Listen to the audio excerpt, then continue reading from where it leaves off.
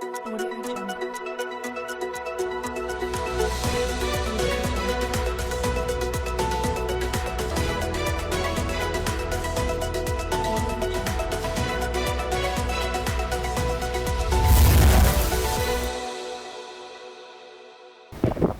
आप देख रहे हैं अलवर न्यूज। मैं हूं आपके साथ रुचि सोलंकी। नजर डाल लेते हैं आज की कुछ प्रमुख सुर्खियों पर। आबकारी और पुलिस ने अति संवेदनशील गांवों में दी दबिश। 100 लीटर हथकढ़ शराब की जब्त, वॉश कराई नष्ट।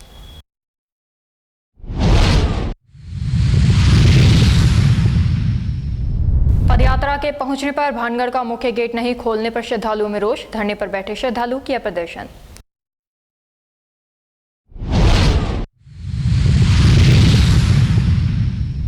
महिला ने पेड़ पर फांसी लगाकर किया आत्महत्या। मृतका की बहन ने मृतका के पति पर मारपीट करने का लगाया आरोप।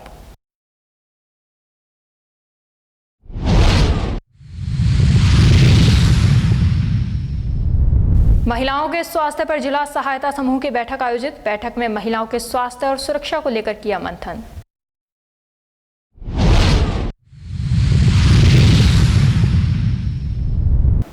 अलवर जिले के आबकारी विभाग और पुलिस टीमों ने अवैध शराब के खिलाफ एक बड़ा संयुक्त अभियान चलाया है। कल सुबह 5 बजे से दोपहर 3 बजे के बीच जिले के अति संवेदनशील माने जाने वाले गांवों रामगढ़, बरवाड़ा, मुबारकपुर, बिलास और नाड़का के हथकढ़ इलाकों में ताबड़तोड़ छापेमारी की गई। इस संयुक्त कार्रवाई के दौरान अवैध शराब के कारोबारियों में हड़कंप मच गया। रेड के दौरान 100 लीटर अवैध हथकढ़ शराब जब्त की गई और कुल 2 अभियोग दर्ज किए गए। कार्रवाई के दौरान लगभग 18,000 लीटर वॉश से 24 गड्ढों और 9 बैरल में छिपा कर रखा गया था को मौके पर ही पूरी तरह नष्ट कर दिया गया। अवैध शराब बनाने में इस्तेमाल होने वाले कंक्रीट के ढांचे, 8 भट्टियों, पानी जमा करने के अवैध इंतजाम और पाइपलाइन तंत्र को भारी नुकसान पहुंचाया गया है। आबकारी अधिकारियों के अनुसार इन ढांचों को दोबारा तैयार करने में तस्करों को काफी लंबा समय लगेगा। इस संयुक्त रेड अभियान में आबकारी अधिकारी कुलभूषण मिश्रा, अलवर पूर्व के प्रहर अधिकारी तथा राजगढ़ और लक्ष्मणगढ़ की विशेष टीमें मुस्तैदी के साथ शामिल रहीं।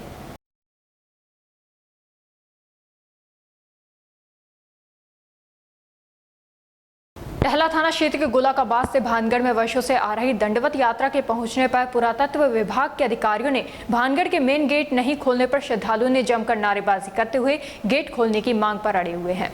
गोलाकाबाद स्थानीय दंडवत यात्रा जो भानगढ़ प्राचीन हनुमान मंदिर की 18वीं दंडवत यात्रा आज सुबह 5 बजे भानगढ़ मोड़ से रवाना हुई, जो करीब 10 बजे भानगढ़ के मुख्य प्रवेश द्वार पर पहुंची। जिसके बाद हनुमान मंदिर से भूमियाजी मंदिर के लिए मुख्य गेट नहीं खोलने पर करीब 1000 श्रद्धालु ग्रामीणों ने विरोध प्रदर्शन करते हुए पुरातत्व विभाग मुर्दाबाद के नारे लगाए। समाचार लिखे जाने तक विरोध प्रदर्शन जारी रहा, लेकिन पुरातत्व विभाग सहित स्थानीय प्रशासन मौके पर नहीं पहुंचे। रूपेश गोयल व सुरेश शर्मा सहित अन्य ग्रामीणों ने बताया कि गोलाकाबाद से हर वर्ष की भांति दंडवत पदयात्रा आती है, जो आज भी भानगढ़ पहुंची, जहां पुरातत्व विभाग के तानाशाह के चलते पदयात्रा को घुसने नहीं दिया, जबकि 18 वर्षों से ये दंडवत पदयात्रा आती है। उन्होंने बताया कि जब तक ये गेट नहीं खुलता है तो धरना जारी रखेंगे। इस संबंध में टहला थानाधिकारी को ग्रामीणों ने अवगत करवा दिया है। आज गोलाकाबाद से हर वर्ष की भांति दंडवत यात्रा जो हर साल आती है और पुरातत्व विभाग की तानाशाही की वजह से ना तो मंदिर को आगे जाने देते हैं और इनके जो भी अलीगल काम है वो सब में रात को जेसीबी चलाते हैं, जिसके प्रूफ मेरे पास है, और ट्रैक्टर वगैरह सब अवैध जाते हैं। ये गांव का अगर पुरातत्व विभाग चाहता है कि गोलाकाबाद या नहीं है तो बाहर बोर्ड लगा दे कि लोकल आदमियों के लिए प्रतिबंध है। ये कब तक अपनी तानाशाही करेंगे? ये यात्रा तो 18 साल से चलती हुई आ रही है। कभी गेट बंद करते हैं, कभी मेन गेट बंद करते हैं। ये तानाशाही गोलाकाबाद नहीं सहेगा। जब तक ये गेट नहीं खुलता मैं यहीं पे धरना दूंगा। जो भी मुकदमा कुछ कराना मेरे खिलाफ कराओ, कोई चिंता नहीं लपेटे। धन्यवाद। मैं सुरेश शर्मा, स्थानीय निवासी गोलाकाबाद का हूँ। भानगढ़ पुरातत्व विभाग अलवर जिले के मुख्य कार्य से लगभग 95 किलोमीटर दूर पर स्थित है और ये दक्षिण छोर में है। यहाँ के जो कर्मचारी और उच्च अधिकारी हैं जिनकी तानाशाही चल रही है। हमारी स्थानीय जो दंडवत यात्रा आती है हर वर्ष की, इस बार भी आई है। ये मुख्य गेट को नहीं खोलते हैं और भानगढ़ के कुंड पर स्थित है शिव जी का स्थान जो सोमेश्वर के नाम से जाना जाता है। उसके भी मुख्य गेट के ऊपर ताला लगा रखे हैं और को किसी प्रकार की पूजा पाठ नहीं करने देते हैं और स्थानीय लोगों को भी अंदर प्रवेश नहीं करने देते हैं। ये लोग स्थानीय लोगों से भी अभद्रता के साथ में व्यवहार करते हैं और ऊपरी अधिकारियों का लेकर के मनमानी करते हैं। साथ में ये लोग, आज ही की घटना है, हमारे जो दंडवत यात्री थे जो लगभग यहाँ पर 5 बजे पहुँच गए थे, उनके लिए गेट नहीं खुला। क्रोध का माहौल बना हुआ है, लोगों में जन आक्रोश फैला हुआ है। मैं इस पंचायत की जनता जनार्दन से निवेदन करता हूँ कि उच्च अधिकारियों को इस चीज़ से, इस समस्या का अवगत करें। अकबरपुर थाना क्षेत्र के अहमदपुर गांव में शनिवार सुबह एक 32 वर्षीय महिला ने खेत में पेड़ पर फांसी लगाकर आत्महत्या कर ली। सूचना पर पहुंची पुलिस ने शव को कब्जे में लेकर राजीव गांधी सामान्य चिकित्सालय पहुंचाया, जहां पोस्टमार्टम कराया गया। अहमदपुर निवासी राजकुमार यादव की पत्नी उषा यादव घर से करीब आधा किलोमीटर दूर खेत पर गई थी। वहां उसने पेड़ पर फंदा लगाकर आत्महत्या कर ली। उषा के घर से निकलने की जानकारी परिजनों को नहीं थी। सुबह खेत की ओर कचरा डालने गई महिलाओं ने उसे पेड़ पर लटका देखा और परिजनों को सूचना दी।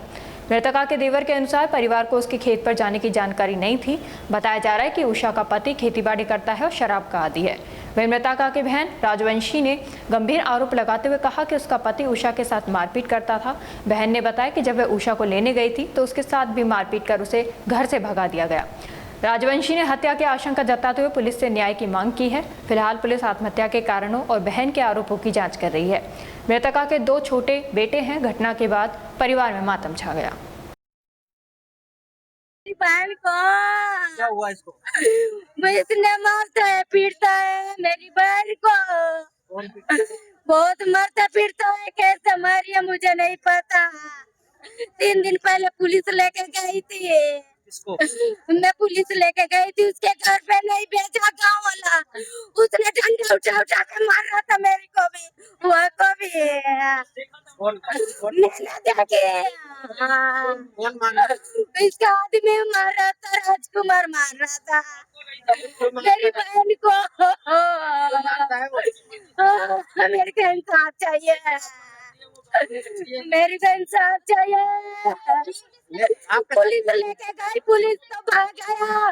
मेरी बहन कह रही है कि बहन रुक जा, आने से तब जाऊंगी, आने नहीं दोबारा आने नहीं दिया। क्या थी उसको?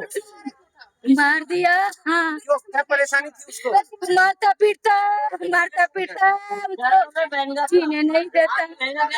रेउसा नाम है, उषा अकबरपुर में रहती है। अकबरपुर में 3 दिन पहले मैं गई उसको लाने। उषा है, पति का क्या नाम? राजकुमार। क्या हुआ? अब होने का तो साफ पता नहीं है। देखो मेरे को तो, क्या सूचना मिली? मैं तो अलवर रहता हूँ। मैं तो अब सुबह फोन आया मेरे पास, तो ये सूचना क्या क्या बताया? वो एक्सपायर हो गई बस। कैसे? भाई पेड़ के लटकी हुई भाई है। फांसी लगा के? हाँ, पेड़ के लटकी हुई। किसने सूचना दी? उनमें पड़ोसियों तो कोई पूरी पूरी डाल गए? वो पड़ोसी ने ही फोन किया था बस। क्या कहा?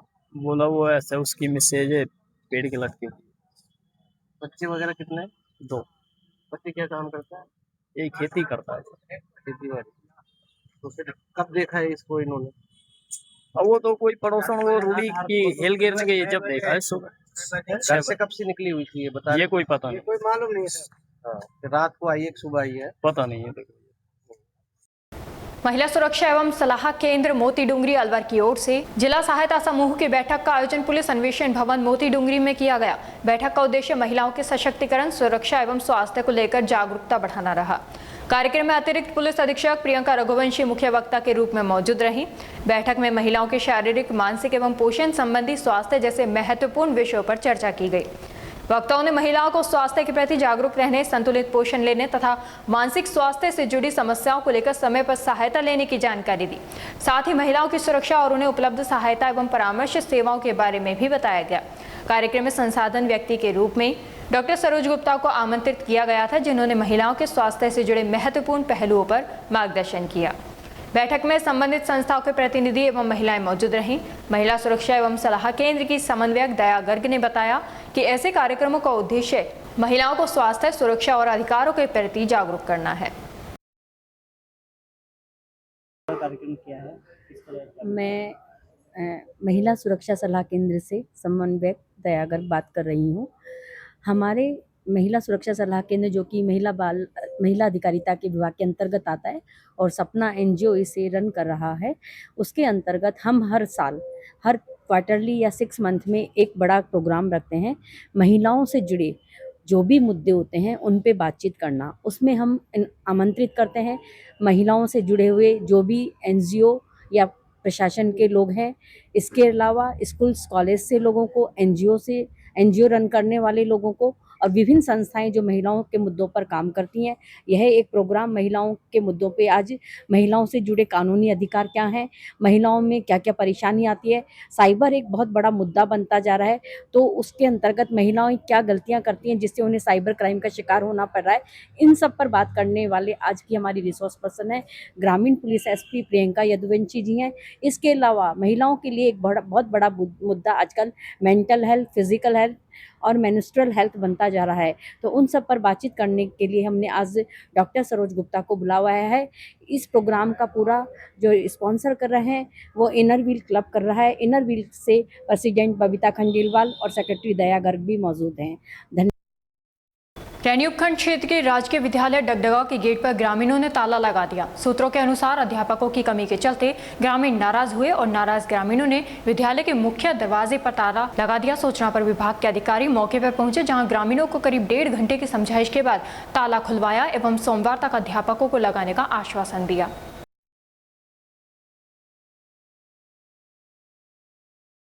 निकाय चुनाव की तैयारियों और रणनीति को लेकर आज फूलबाग में कांग्रेस की महत्वपूर्ण बैठक आयोजित हुई। बैठक में पूर्व केंद्रीय मंत्री भंवर जितेंद्र सिंह, नेता प्रतिपक्ष टीकाराम जूली, प्रदेश प्रभारी ओला, सह प्रभारी माया सहित जिले के कांग्रेस पदाधिकारी और कार्यकर्ता मौजूद रहे। बैठक के बाद निकाय चुनाव में टिकट की दावेदारी को लेकर कार्यकर्ताओं और नेताओं ने पूर्व केंद्रीय मंत्री भंवर जितेंद्र सिंह तथा नेता प्रतिपक्ष टीकाराम जूली को अपने आवेदन भी सौंपे।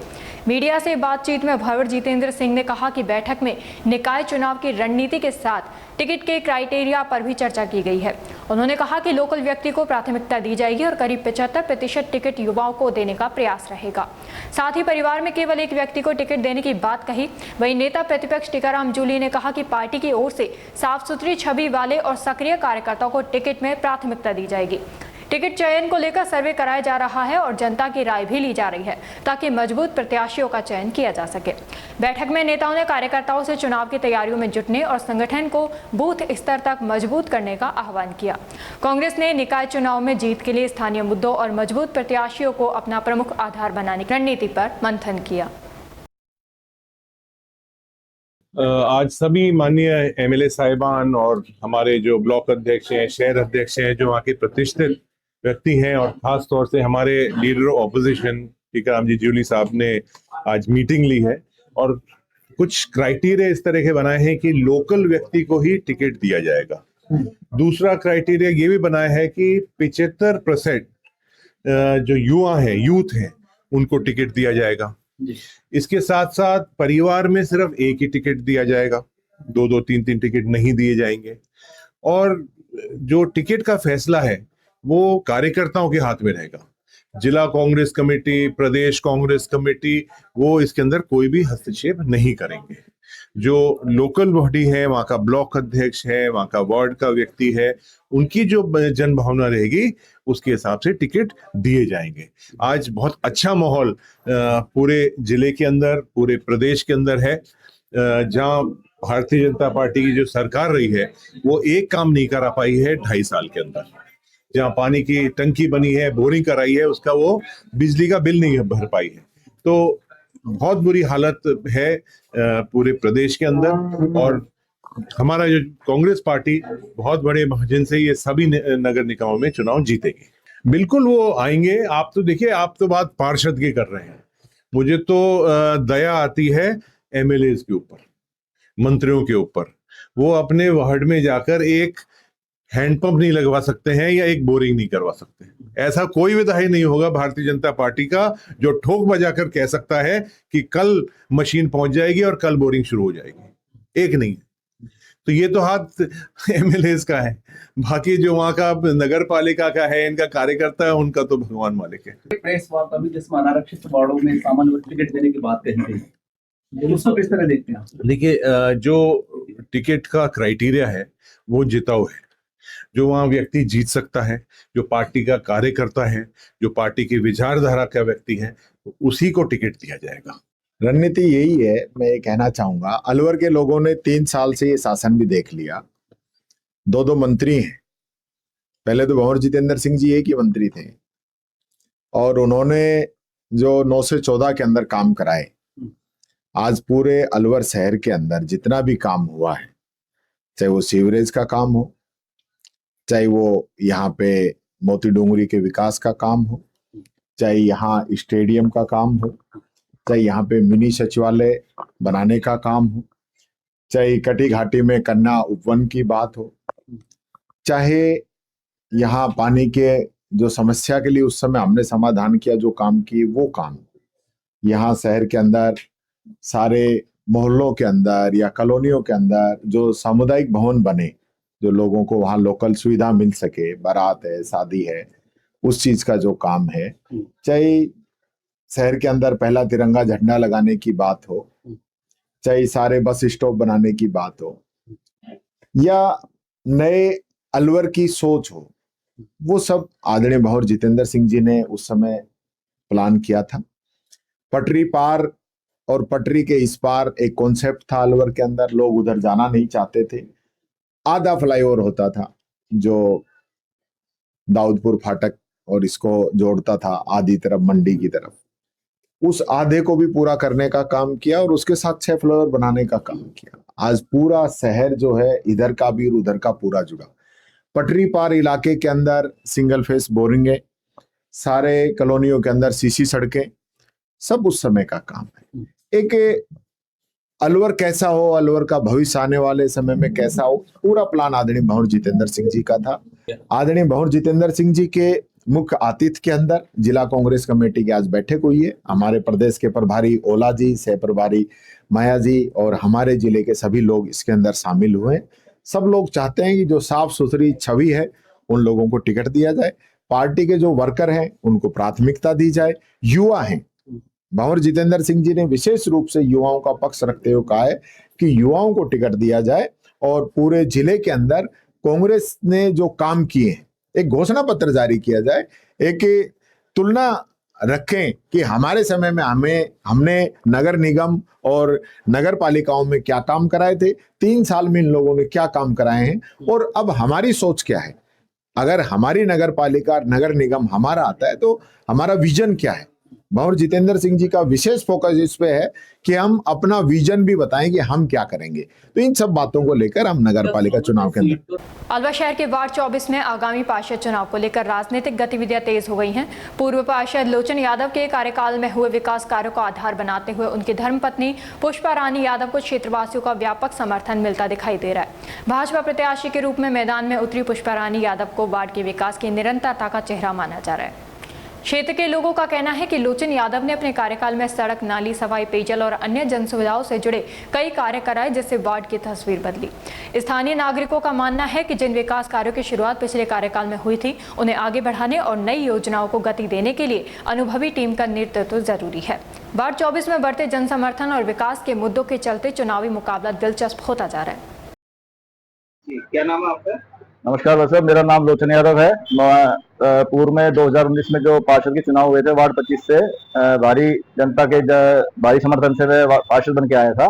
पार्षद बनते ही वार्ड में पानी की समस्या हो गई थी बोरिंग फेल होने के कारण। तो वार्ड की जनता के साथ हमने संघर्ष करके भूख हड़ताल भी करी, तो उसके तदुपरांत बोरिंग मिली, पानी की समस्या का समाधान हुआ। वार्ड में मैंने बहुत विकास कार्य कराए। वार्ड के जो मोहल्ला रतखाना है, राजा जी का बास है, करोलकुंड एरिया है, यहाँ पर सारी सड़कें बनके तैयार हो चुकी हैं। सड़कों के मामले में बस मेरे वार्ड का जो लालडगी और मेहंदीबाग का और राजा जी का बास का जो फ्रंट वाला हिस्सा है, ये सड़कें यहाँ पर नहीं बन पाई। ये जो सड़कें नहीं बन पाई, ये मेरे वार्ड की जनता का मेरे ऊपर कर्ज है। अगर जनता मुझे दोबारा आशीर्वाद देगी तो फिर से मैं इन सड़कों को जल्द से जल्द बनवाने का प्रयास करूंगा। फिलहाल चुनाव दोबारा आ गए हैं, मैंने अपने पूरे मेहनत के साथ वार्ड में विकास कार्य कराने का प्रयास किया। बहुत एक मेरा माइलस्टोन वर्क था पार्क का, जो यशवंत प्रताप स्कूल के सामने गंदी बिल्कुल वेस्ट जमीन पड़ी थी, जहाँ पर लोग अपशिष्ट और गंदगी डालकर उस जगह को प्रदूषित कर रहे थे। उस जगह मैंने प्रस्ताव बनवाकर एक शानदार पार्क का निर्माण कराया है। अब आप जाके देख सकते हैं, वहाँ पर विभिन्न वर्गों के लोग, बच्चे, महिलाएं, बूढ़े सब आराम से खूब आराम से घूमते हैं और उस पार्क का आनंद ले रहे हैं।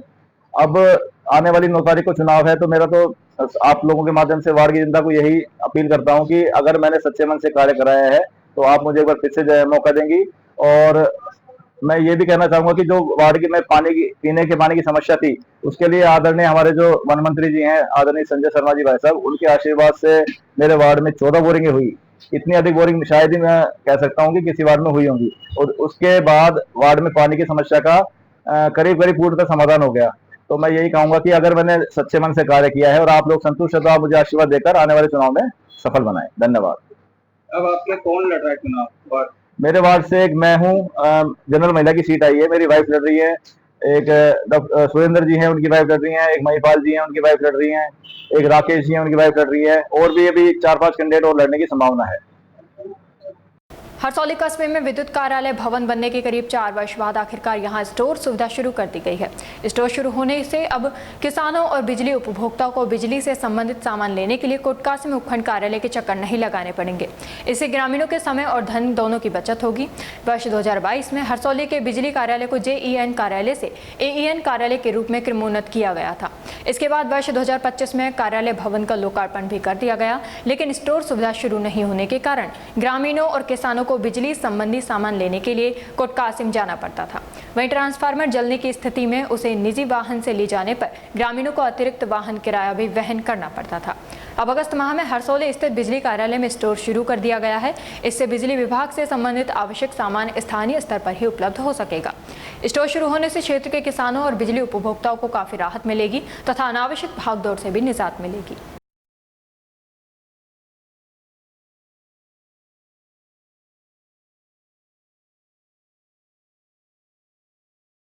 भाकपा की एक बैठक कामरेड बंशीधर मीणा की अध्यक्षता में संपन्न हुई, जिसमें नगरपालिका चुनाव में चुनाव लड़ने वाले पार्टी के सदस्यों से उनके बायोडाटा एकत्र किए गए तथा सुरेंद्र कुमार बैरवा एवं अमीन ने भारतीय कम्युनिस्ट पार्टी की सदस्यता ग्रहण की। पार्टी सचिव के द्वारा पार्टी के सदस्यों से लिए गए बायोडाटा 25 अगस्त को पार्टी मुख्यालय अलवर भेजे जाएंगे। अभी कुछ साथी के बायोडाटा आने बाकी हैं। इस अवसर पर सदस्यगण उपस्थित रहे।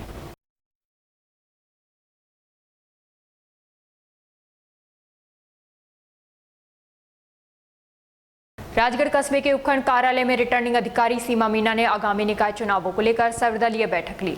बैठक में आगामी निकाय चुनावों को लेकर राज्य निर्वाचन आयोग द्वारा जारी आदेशों की जानकारी दी गई। रिटर्निंग अधिकारी सीमा मीणा ने बताया कि आगामी निकाय चुनाव को लेकर सभी दलों के सदस्यों को बुलाकर बैठक ली गई। बैठक में निकाय चुनावों को लेकर राज्य निर्वाचन आयोग से प्राप्त आदेश अनुसार ब्रीफिंग की गई, जिसमें किस तरह से कार्य प्रस्तावित है, प्रत्याशी की वरीयता रहेगी और आगे कार्यक्रम किस तरह संचालित होगा, जो भी समस्याएं हैं उनके बारे में बताया है। इस मौके पर भाजपा मंडल अध्यक्ष प्रकाश दीक्षित, कांग्रेस शहर अध्यक्ष जगदीश सैनी सहित दलों के अन्य सदस्य मौजूद रहे।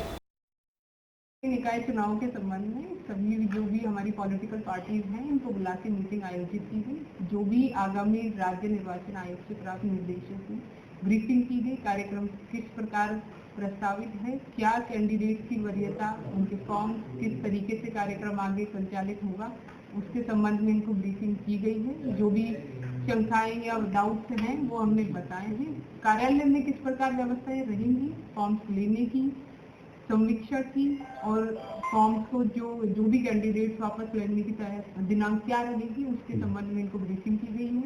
कहाँ किस स्तर से हम पॉलिटिकल पार्टीज को रवाना करेंगे, मतगणना कहाँ करेंगे, इन सभी के बारे में पॉलिटिकल पार्टीज को ब्रीफ किया गया। धन्यवाद। सूक्ष्म, लघु और मध्यम उद्यम विकास कार्यालय जयपुर द्वारा MSME, TC, DICC, BMA, BIIA, KKIA, LUB, BCCI Bhiwadi एवं DICCI के सहयोग से MSME के लिए 2 दिवसीय वेंडर डेवलपमेंट कार्यक्रम सह प्रदर्शनी का होटल रिजेंसी में शुभारंभ किया गया।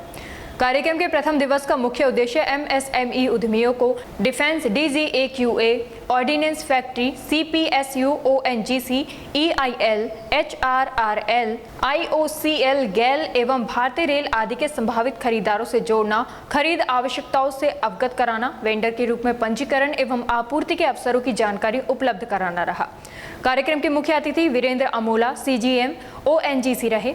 MSME DFO जयपुर के निदेशक प्रदीप ओझा द्वारा कार्यक्रम की थीम एवं उद्देश्य पर प्रकाश डाला गया। कार्यक्रम में इंडस्ट्रीज एसोसिएशन के पदाधिकारी ने भी अपने विचार रखे।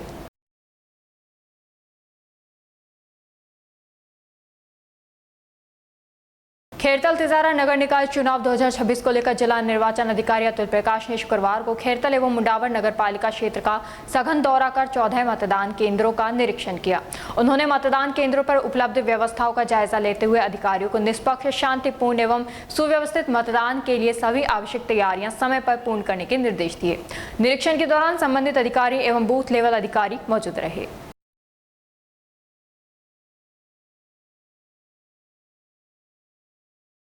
जिला कलेक्टर डॉक्टर आरतिका शुक्ला के निर्देशन पर नगर निगम आयुक्त लक्ष्मीकांत कटारा ने शहर के विभिन्न स्थानों का भ्रमण कर सफाई व्यवस्था का सघन निरीक्षण किया। नगर निगम आयुक्त ने शहर में कंपनी बाग में स्थित पिंक टॉयलेट, मुख्य गेट पर स्थित सार्वजनिक शौचालय सहित मोती डूंगरी स्थित नाले के निरीक्षण के दौरान निगम अधिकारियों एवं कार्मिकों को सफाई व्यवस्था को और अधिक प्रभावी एवं सुदृढ़ करने के निर्देश दिए। साथ ही आमजन से भी स्वच्छता बनाए रखने, कचरा निर्धारित स्थान पर डालने तथा नगर निगम के स्वच्छता अभियान में सक्रिय सहयोग करने की समझाइश की गई।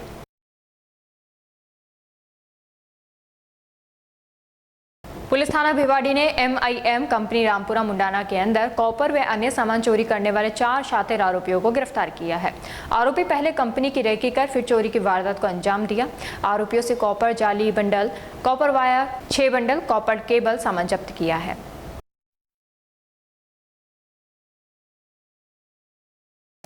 और अब खबरों में बस इतना ही। कल आपसे फिर मुलाकात होगी कुछ ऐसी नई खबरों के साथ। तब तक आप जुड़े रहिए अलवर न्यूज़ के साथ। नमस्कार।